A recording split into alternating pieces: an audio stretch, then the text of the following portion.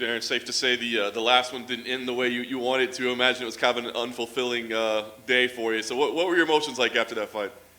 Fed up, man, because I went through hell to make weight for a 4-minute match to get sent back to England. Fed up, man.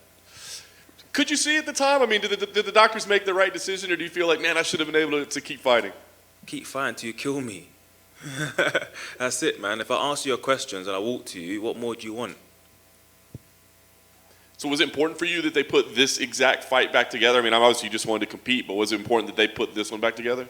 Yeah, 50-50 in the sense of like, I don't care if it was someone else, just want to fight, to be honest. Yeah, so. Talk about the preparation. Now you've been in there with him. I mean, he was having some success against you, so do you feel like that was just that night, or do you feel like I got to make some changes to how I approach this fight? A bit of both. Yeah, it was that night, and yeah, there's certain changes. There's a reason, well, yeah, he got a good shot. You know what I mean? There's a reason why that went that way, and people around me know the reasons why. So, yeah, a lot of change have been made now. So, some things kind of going on outside the cage. Is that what we're talking about? Yeah, basically, yeah. So, I've got a very good poker face. Yeah, I've got heart. Do you know what I mean? So, I'm one of them ones like whatever's gone on outside, in there, I'll never shy away from it. You have to kill me. Like, I'll drop, but I'll get back up. Somehow, some way. Even if the ref didn't stop it, I was going to get up anyway. Like, you have to finish me off. Me personally, if I had someone in that position, they'll be dead. So. You talk about the weight cut. Are you done with that? Yeah, man. That's what it is. I'm not going to lie to you. I don't make excuses. Like I said, he had a good shot, though. Got a good shot. But the game plan that I wanted to pursue couldn't go without no energy. I was having the first half, like, no one forgets. Everyone just sees him dropping me in the second half. The first half went my way.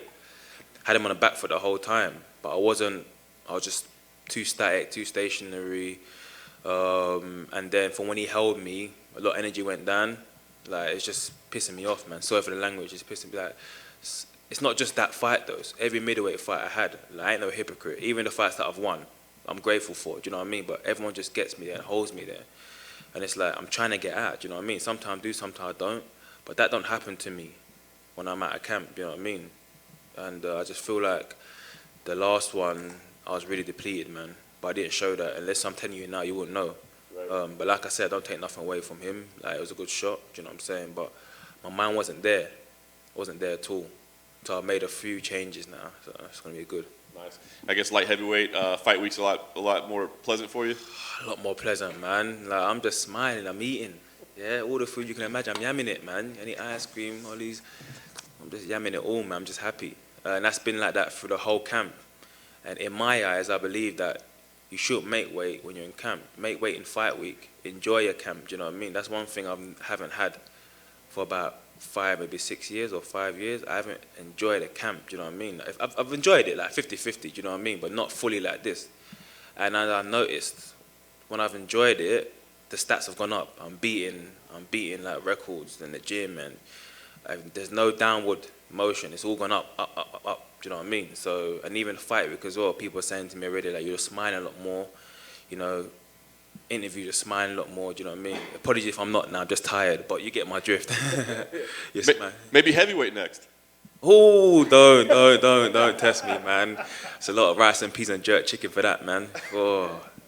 Nice. Last thing for me then, talk about the goal here. I mean, do you feel like you got to like make some kind of statement that this is your division, or you know, get some revenge for what happened last time or anything like that, or is this just a fight? It's mainly just to give my body a recovery, like give my body a rest. I mean, I haven't left middleweight. Everyone's assuming that I've left middleweight. I need a break. I've been cut. I'm not a middle. I go middleweight because of my height and my reach, and do you know what I mean? But I walk at heavyweight. Do you know what I mean? And I've been doing that for, I don't know my record, what, 11, 12 fights now, but my body needs a break, especially in the condition we're making it in now. We don't get to use saunas, so we're using portable saunas. That's why you're seeing people drop. And I've done that 3 times now, and believe me when I say this, when I'm on the scale, yeah, I love to drop. It feels so comfortable just dropping down, but you can't, you've got to stand strong, you know what I mean? So I understand why people are dropping. But yeah, back to your question, yeah, I haven't left middleweight, it's just I need a break. Do this one, maybe another one, do you know what I mean? Body needs to recover, and I've noticed, being this category now, my body has recovered a lot in the sense of like training and how I'm performing and just how I'm being in fight week. Is it a revenge thing? I don't know, man. People take this shit too seriously, man. At the end of the day, it's a sport. Do you know what I mean? Just go fight and enjoy it. That's what I miss doing. Happy fight is a dangerous fight, right? So I can't remember the last time I enjoyed a cut until now. Do you know what I mean? So yeah, we'll see how it goes. I just want to go and have fun, man. Just like, actually walk out and just like, yeah, smile. Like, yeah, time to go. Do a little shimmy in there. So just some madness in there. That's what I'm like when I'm at a camp. But you guys don't see that. You guys just see me like depleted from the day before. Everyone just sees you walking out. They don't see what you go through in a week. They don't see your coach pick you up off the floor when you're cutting weight. That ain't happened now. Yeah? He ain't picked no one up, man. I'm standing up strong. Do you know what I'm saying? I'll get carried. I took my top off, but I don't want to embarrass few people. But yeah. Darren, do you see this fight anyway going the distance with y'all being so familiar and both being explosive guys at a bigger weight class? Is there any way it goes the full 15? Maybe not. That's the beauty of MMA. Anything can happen. You wear them small gloves. I'll drop him. He can drop me. You just never know. But I'm prepared for the distance anyway. Do you think he's coming in a little bit overconfident, thinking that, hey, I was winning. If that fluke accident didn't happen, I was gonna get that hand raised. I'm just finishing what I started. Yeah, that's normal. But like I said, I'm not depleted now. It's going to be a different ball game. But again, MMA, MMA. He will have some sort of confidence. My game plan ain't changed. My weight's changed, and I've made a few changes and tweaks, and it's going to be lightning, man. Like you're going to be. I'm not in this category for good, but there's no light heavyweight that moves like me. You lot didn't see movement last time. I started off well because I got heart. I got good poker face. I was drained. So he will come in confident, but it's okay. It's good to be confident. I'm coming in happy and confident. Two confident fighters are going to have a good fight, right? So. You alluded to the wrinkles and change. Can you give us some insight? You've been very vague about that. I can't give you I insight, heard you man. say it 2 times already. That's naughty. That's naughty. You're asking for a lot, man. Do you know what I mean? I just know I've made some changes. Like, a lot of these guys want to grapple. He will come in confident thinking because he dropped me. But in the day, I hit him, he hit me, I dropped. I know why I dropped. I'm not saying it's not a good shot, but I know, and the team will know around me why I dropped. Yeah, so I'm not going to go into it. But in terms of changes that I made, I can't really give you that until you see Saturday. So. And y'all get deep in the 3rd round. Do you think you got the cardio advantage? Because he tends to fade it. Do you think I got the cardio? Oh, ask the God. question. Yeah, I know you got to do your job. I know. It's just funny to hear. I ain't heard that for years, man. You lot think I got cardio at middleweight. And like I said, that's me, depleted, and I got heart. I've got a lot of cardio at light heavyweight because it's just me being normal. Do you know what I mean? Don't get me wrong, we're human beings. He weighs himself on me, I weigh myself on him. We're going to get tired, innit? But I'm confident in my cardio. Like, I'm a 5-round fighter. Do you know what I mean? So, but obviously it's 3 rounds. I got a lot of cardio, trust me. I know something might happen. You might pull me back on and say, Darren said he got a lot of cardio. Hey, you think you're sly? I'm not that guy, man. I want to say it in my chest, innit? I got cardio. Fuck it, yeah. Here's something I do want to ask you. I've been coming to sport for a few years, and one thing I've never understood, and you kind of said it, you said you rather cut the weight during fight week than during training camp. What is cool about losing 25 pounds, 20 pounds in like 4 or 5 days and then you get hit in the head on Saturday? I've never comprehended that. So can you give me some insight to that mentality? I know it's in the sport. What's 25 pounds in kg? I can't convert. I'm a smart man. I work I in can't kg, convert so I don't know. 12-ish. Oh, that's a lot in a week. Are you saying that's what I was doing, or? No, I'm saying like that mentality in the sport. Why do people do that? I don't know, but no, I know why people do that because they don't fight in their own weight category because they're scared about the people's sizes. Everyone's big on this size, isn't it? Yeah, but I believe, just like fight where you're comfortable. I think Bisping said it one time in an interview. Do you know what I mean? Stop being I ain't gonna say on camera and just fighting your category. Like, it is what it is, man. Like, yeah, these guys are bigger than me. So, but like I said, you guys don't see me at a camp. Like, they're bigger than me, longer than me, but when I'm happy, and I'm hydrated properly, it's madness. I don't know why people do that. Well, sorry, I'm going back on myself. I do know why people do that because they're getting told you can't go in this category because people are bigger than you. But then what happens is you got a lot of weight to lose on fight week, and you're getting all grumpy and you're getting depleted, and you've got to perform like that. And I personally think, I don't know. I think when you're fighting depleted and you win, it's some sort of luck. You should be fighting fully hydrated, you know, feeling good. All right, cool. At worst, lose about, what, 4 or 5 kg maybe at max, but to lose 12, that's a madness. But again, like I said, I know why people do it, and I was one of them. And my final question is, this year, before fighting UFC, how cool is it going to be to fight in front of a light crowd? You think you're going to be extra jumped? Got that juice in the building? Yeah, I'm Saturday definitely, night? yeah, I'm definitely going to be jumped. I mean, they boo me anyway, so I'm going to be jumping to the boos, innit? Is what it is. So, but it'd be nice, yeah, it'd be nice, man, running out, do a little hand slaps and that, you know what I mean? Like, and then when they're calling your name, like, boo, like, yeah, give me some more boos, like, you know what I mean? It'd be nice, it'd be nice. If they cheer me, I'd be happy, though. It'll be luck. I'm used to it, though, do you know what I mean? I'm used to hostile territory. But it'd be nice, it'd be nice. Darren over here. Yes, sir. Congratulations, by the way, on the big stage. Big fight for you. You get that rematch. But I want to ask you about your journey, man. I asked you this last August before the Patola fight, or maybe after. The journey of having to go back to Cage Warriors and then come back to the UFC. How much did your mindset change when you came back? How much did that maybe help you? And for anybody out there who might be struggling, who maybe has to take a step back, or you know, not having their dreams come exactly true the way they want, and then have to step back and go a different route to achieve them to get back.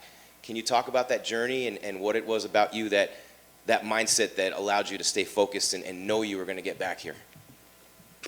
I mean, it's the people in the journey that's allowed me to stay focused. You know, my missus, my kids, family, friends, my coaches, they're the people in the journey that's allowed me to stay focused. It's not easy. I mean, let's be real, like, everyone's big on this paper thing. And on paper, my career's doing this and that and this and that. But, and I do wake up sometimes and think, oh, F this, man, this is long. I mean, people say, like, I feel sorry for you, Darren. I feel sorry for myself sometimes, but it's what it is. But what my coach, Jermaine, always says is that, forget what's on paper, yeah? You've just gone up, yeah? You've just gone up in your training, if you look at every fight of yours is different, you've improved. So don't dwell on that too much. Like, your stats have just gone up, your stock's just gone up. So that motivates me in this journey to keep going and keep focused. But yeah, I'm just fed up, man. Like, you do so much in this camp, for example, and you're cutting so much weight, and then you fight, and then you don't get the win. And it's like, what? And it's like, even the opponent is saying that you should have won it, you know what I mean? When on paper, it's a big thing. Like, them guys, not you guys, but people are just so big on paper, so that's an L. And then you go back again, you get another fight, and it's like, okay, you go through that weight cut again. You're struggling in your camp, you're cutting weight and trying to train for a fight. You know, you travel so many miles and hours to get here. You're killing yourself to make the weight. Corona this, Corona that. And then you get in there for 4 minutes. They say no contest, happy days. They go home back to their family. We got to go start all again. It's just draining. There's times where it's like, I can't be up to do it. But again, the people around me in the journey are the ones that allow me to stay focused. So anyone out there that's going through what I'm going through, just keep your head down and keep working. You know what I mean? It's in God's hands, man. Just trust the process and the result will take care of itself. You really have to love it. You have to love it. And I wasn't loving it. I'm not going to lie to you. Like, I wasn't loving it for a long time. This is the first time I've loved it for a long time. And I believe it's the cut that made it like that. You have to love what you do, man. I'm enjoying myself right now. Like, before it was like, oh my God, I got to come back all the way over there. And then, you know, there might be a case where you might win some, you lose some. And I get that, that's life, innit, yeah. But if you lot know the work I put in, man, you'll feel sorry for me, do you know what I mean? And I just keep going. I'm just keep going, and I just hope for the best, man. Like, I'm just fed up, man. I just want to win, man. Fuck's sake, bro. Like, just win fair and square, man. It's just jarring, man. Do you know what I mean? So that's what I'm looking to go and do. I'm going to do on Saturday. So, Thank you. You're welcome. Hey, Darren. The UFC is going to London in a couple months. If you get out of the fight unscathed on Saturday, do you want to jump on that card? I think it's September.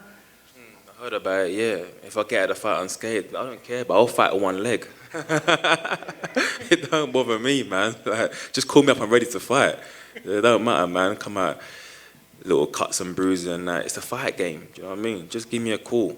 It would be nice to actually step foot in the canvas in London. Why I say that is because I was on the last London show I think they had. I was meant to be on that card, and I remember I was on a card, but then one of the guys that I had a fight, meant to fight, I think he broke his leg or something like that, and they said they're going to find me someone else, and they couldn't find someone else, so come off the card, and then that was bad luck. Then I meant to fight just before the Corona shit happened. Then Corona came, so that's bad luck. So you see how I'm going with this. I'm not going to force it, but I'll just love to just, you know, put my big toe in that canvas and say, yeah, I made it. Until then, I don't know. But I would love to fight in it, yeah. London. And finally, if you're successful on Saturday, is light heavyweight permanent, possibly? I'm liking light heavyweight in the sense of like I can get more fights in a year. So like no, like even if it's lightweight or catchweight, call me up, I'm ready. Yeah, so it's permanent. It's not permanent. Like I'm still gonna do middleweight. You know what I mean? But it's just like I need my body to my body needs a break. Like I said, you guys just see me walk out. Like I'm poker facing it, man. Like trust me, I would love to drop on the floor. I'm depleted, but I don't because I've got heart in it. I'm from a strong family and we got heart. So you guys see me come out and perform and thinking, yeah, Darren performed and he got the win, but you ain't really seen it yet. No one's seen it yet. I'm fighting on low fuel. You know what I mean? I'm pushing through. I've just got heart, man. So yeah, back to your question. It's not permanent, but I want the UFC to know that there's a catchweight there. Call Darren Stewart. There's a light heavyweight there. Call Darren Stewart. Or if there's a middleweight, then give me enough time to like make the weight. You know what I mean? So yeah, I'm pretty much always on weight. So if it's there, if the fight's right, I'll take it. And you say that you have a good poker face, and I believe you. And so I'm kind of wondering, without your poker face, you must be terrifying because you. I like that, man. Yeah, right the poker face. Yeah, I'm terrifying. There's a bit of both. Right the poker face, I'm happy. To be fair, yeah, a bit of everything.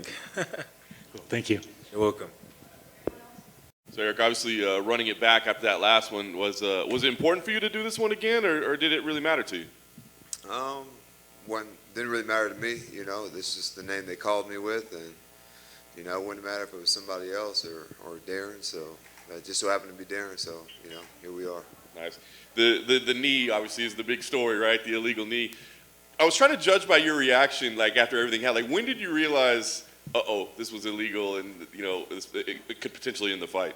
Yeah, well, as soon as Herb said stop, you know, and then before he even said anything to Darren, he turned to me. It was like he was down. You need him in the head, and I was like, ooh, all right. And then so you know, you just got to kind of let everything play out the way it did. So.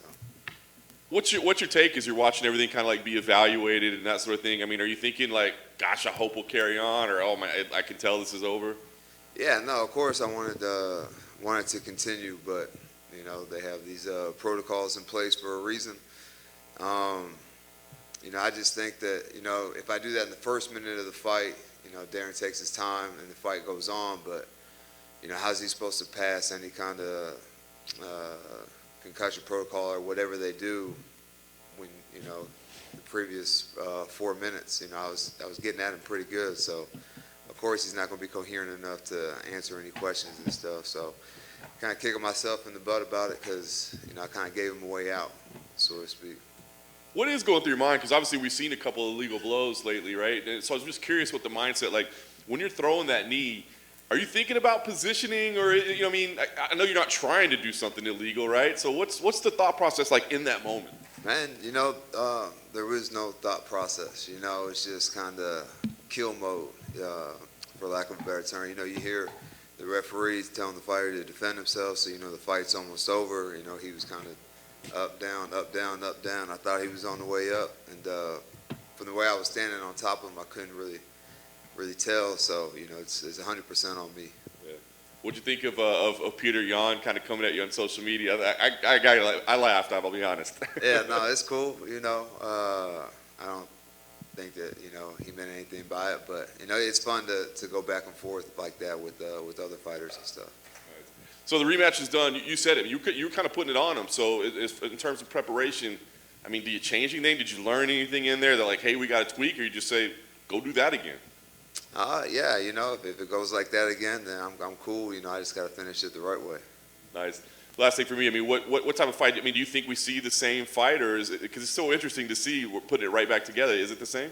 Man, I've pretty much went straight back into camp. You know, I've been out in Arizona training with Eddie Chan, Santino DeFranco for, you know, this whole year except for a month, so for about 5 months. So I've done nothing but continue to grow and develop my skill set and stuff. I'm not sure what his training has been like or anything like that. So yeah, you know, I think I'll be an even better fighter this time around than I was last time. And we're fighting up a weight class, so, you know, I tend to hit harder at 205. So, yeah, it's good for me. Eric, right.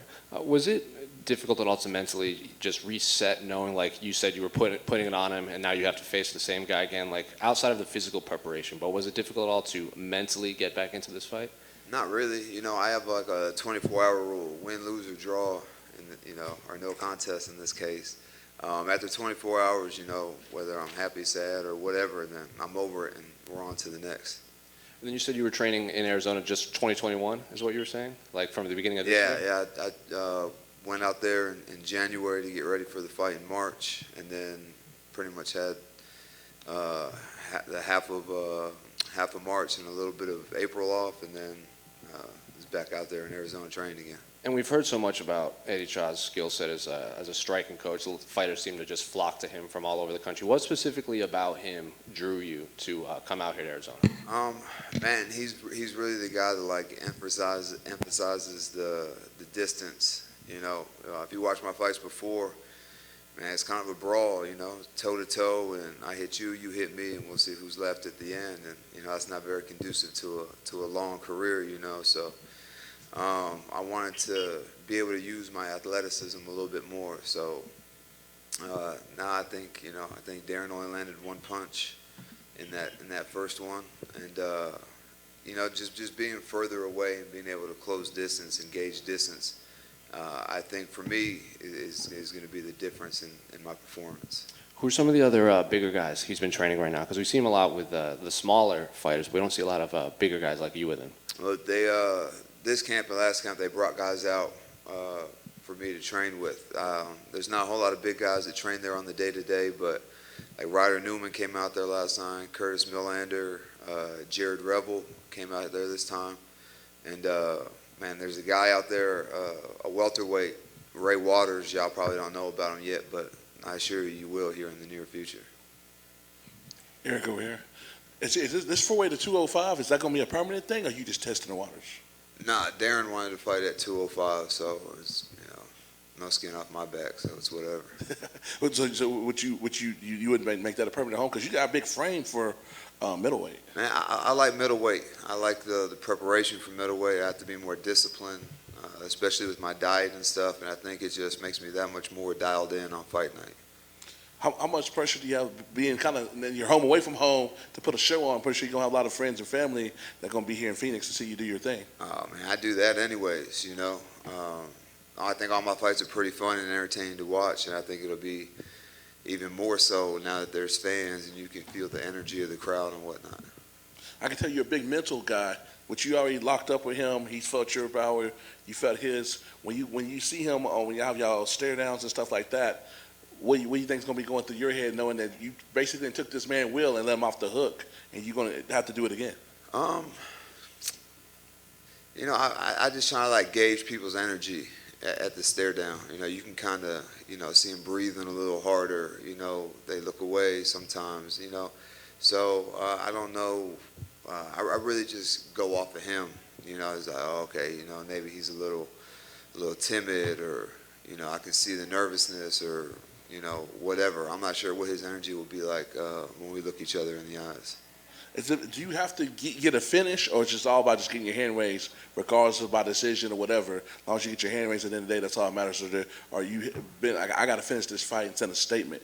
Man, you know, every time I fight, I'm fighting for one of those performance bonuses. Man, there's nothing like an extra 50 or hopefully in this case 75K in your pocket at the end of a fight. So. Yeah, I'd like to get a finish, but, you know, he's a tough, durable dude, and I'm sure he'll be even more durable fighting up a weight class, you know, because he doesn't have to put his body and stress his body as much. So yeah, of course I'm looking for a finish and a good performance, but at the end of the day, it's all about wins. So if I get my hand raised, then I'll be pleased with it. And final question for me: with the COVID, you got the loss in 2020, and then the crazy no contest earlier. Does that kind of like bother you? Like, man, I got to win in the actual calendar year. Does that feel in your psyche anywhere, or just like a different fight, different place, different time? Man, I've been my career's been all over the place. You know, yeah, it's been a year since the win, but I've also lost 3 straight, and then came back and won a performance bonus. So, you know, I've faced a little adversity before, and you know, this is nothing new. Eric, right here. Hey, man. Uncle Eric in town, right, in Phoenix. You got your brother here. You have family here. So even though you're not in Birmingham anymore, you kind of have that feel. What's that like for you to have family here and to be able to train here and just kind of, because the routine and that normalcy is everything, right? Yeah, you know, yeah, I got my brother lives here, niece and nephew, and you know, but you know, when I'm getting ready for a fight, I really like to isolate. So you know, I've been here for about 8-9 weeks, and I've probably only seen them twice, and one of them was their birthday. So you know, Uncle Eric had to make an appearance. So yeah, I really didn't see them too much. I just kind of like to be isolated and be by myself as I'm getting ready for a fight. First time I met you, you were in the crowd at an event we did here, and I think you were fighting for LFA at the time. Can you just talk about your journey, being a national champion and then coming through and, you know, ending up where you are now, but the path along the way, the bumps and bruises, the ups and downs? Yeah, man, it's been, you know, a crazy journey, and but I appreciate it that much more. You know, nothing was ever given to me. No one ever you know, really did me any favors. You know, I fought my way into the position I'm in now. I've had some wins, had some losses, had some performances, bonuses, and you know, it's just it's been an awesome ride. And how about training here in the dry heat as opposed to that humidity in Birmingham, the adjustments that you've made there? You know, I train inside, you know, so it's not like I ever have to see that sun or anything like that. And, you know, I pick the times when I run in the morning or late at night. So, man, I prefer the humidity because that sun out there is crazy intense, and I don't want no part of it. So I'm glad I do an indoor sport. They got some AC pumping in the building. And last one for me, just the opportunity to be on a card like this, man. This is the biggest one we've ever had in Arizona, but to be there with Nate and to have 2 title fights at the top, huge opportunity with a lot more fans watching for you. Yeah, you know, I fought at, I think may have been, I can't remember when Adesanya fought Kelvin Gastelum. You know, the energy that night was, you know, it was crazy, kind of similar situation, and yeah, you know, it's fun. The crowd is everything for me. You know, it's cool. You know, I'm glad that we were able to fight through the pandemic and whatnot. But for me, it's more about the fans and the energy of the crowd. And you know, you hear all the oohs and ahs every time, you know, you land a good solid shot or whatever. So for me, that's the most exciting part about this. Thank you, man. Appreciate it. Hey, Eric. Jose Romero from the Arizona Republic, man. Can you just go over, you were talking about your journey, and can you just kind of talk about the time when you transitioned from football into this sport and kind of what was the deciding factor for that, why you got into that? Yeah, you know, a lot of people think that, you know, they'll ask me a question, is like, why did you quit football? Or they think that I just went from football straight to the UFC, and that couldn't be further from the truth. Football quit me, you know. Football didn't work out for me, so I was, you know, man, I did everything under the sun. You know, I was a janitor. I cleaned apartments, cleaned factories, worked for Coca-Cola, all in the same town that just a year before I had won a national championship. So, you know, I just was super frustrated and just found myself being angry all the time because this is not how I envisioned my life turning out, you know. Every football player knows you might not make it to the league, and if you do, probably not going to be there for long. So I was okay with not making it to the NFL, but man, I just thought that I would have a little more help, you know, finding or getting you know, having a career. Man, I didn't want to be on my hands and knees scrubbing toilets, and so man, I just found myself like fighting all the time, getting in trouble. So I really just walked into the gym to blow off some steam, and got beat up by Walt Harris the very first day I walked in. But man, I fell in love with the sport immediately after that. You know, I just knew that I had to start from scratch, you know, develop a skill set. And, you know, I think the biggest apprehension that people have of getting into fighting is, you know, it's going to hurt when you get punched in the face. And, you know, it doesn't feel great, but it's not that bad, honestly. So I just knew that I could be successful. I just had to, you know, even after I started fighting, you know, I'd wake up at, you know, 4:30, 5 in the morning, go train, go to work, not even go home, go straight back to the gym, train again until 10, 11 at night, and go home and go to sleep. So yeah, it's been a crazy journey. Eric, back here. Yeah. Now, speaking of your football career, you know, we're getting crowds back now, and you fought without crowds. Could you ever imagine playing a football game like the national championship without a crowd? Nah, it'd be kind of weird, but you know, I think because you know they're in a stadium or whatever, they would probably like pump crowd noise in there, so it wouldn't just be silent like those like the fights have been. You know, you can hear the corner like clear as day, but and I think at one point you could even hear the commentary in the cage. I remember them saying something about that when they first started fighting. So, man, I hope that they never have to do that, and would at least like you know play the crowd noise over the loudspeakers in the stadium. All right, good luck, Eric. Thank you.